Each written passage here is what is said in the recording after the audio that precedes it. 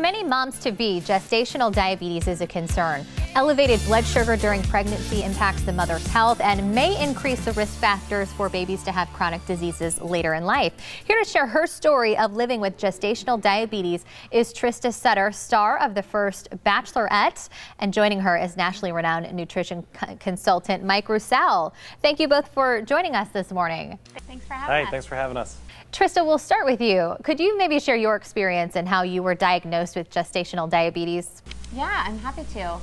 So I was diagnosed in my 7th month of pregnancy, just a routine glucose tolerance test at my doctor's office. Unfortunately, I was diagnosed with gestational diabetes, even though my father has type 2 diabetes, and my grandmother had it as well.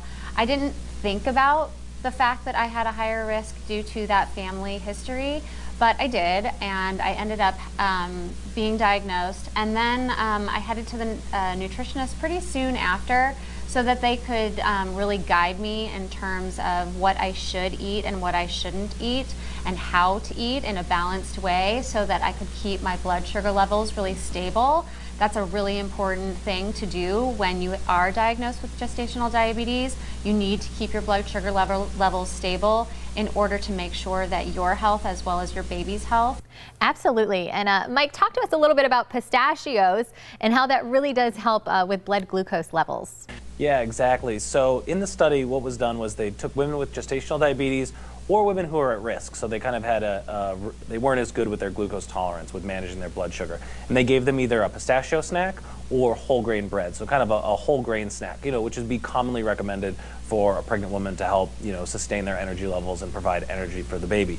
And what they found was even when calories were the same, that pistachios did a much better job of controlling blood sugar, like Trista said, controlling blood sugar, and then also insulin, which is the hormone that your body uses to control blood sugar. And there was actually literally almost no change in blood sugar levels. It was pretty much flatlined after the pistachio snack, which you can imagine after the whole grain snack, they kind of went on a roller coaster ride.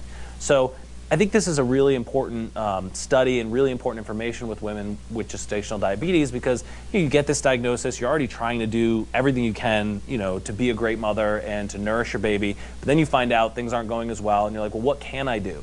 People are so quick to tell you, don't do this, don't do that, don't do this. And this really gives you very specific, look, do this. You can snack on pistachios.